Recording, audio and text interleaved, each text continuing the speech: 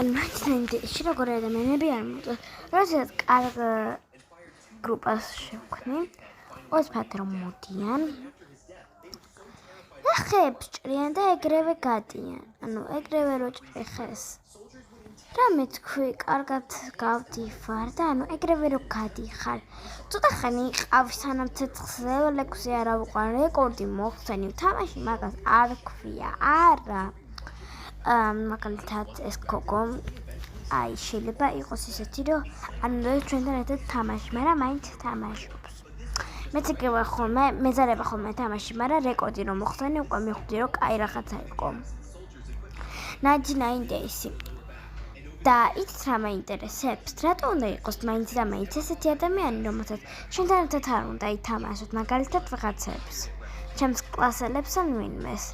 ხო შეიძლება ერთად ვიყოთ ან რამე. მეორე, რაღაცებს, ესე რომ ამბობს, goodbye, მივდივარ, ამთან ინგლისურად რო იწერება. და რაღაცებს რატო უნდა დატოვო? კონდეს შენ. შენია და შენი საკუთრებაა, შენ უნდა კონდეს, შენ იპოვე და არა სხვა. და მე როდესაც აიყო და მესამე, როდესაც ცეცხლს აიყვან level 6 უკვე გიხარია და გარპიხარ, სახლში უბრალოდ ისვენებთ. რა თქვია, ჭირდება ის კენი გაგიხადეთ რამე ვიდეო გადაიღე TikTok-ისთვის რა არის? ხო, მოკლედ ესეთი ადამიანები არ მოწონს. თქვენ თუ არ მოგწონს, არ ვიცი. მე არ მოგწონს. ახალი რუბრიკაა ესეც.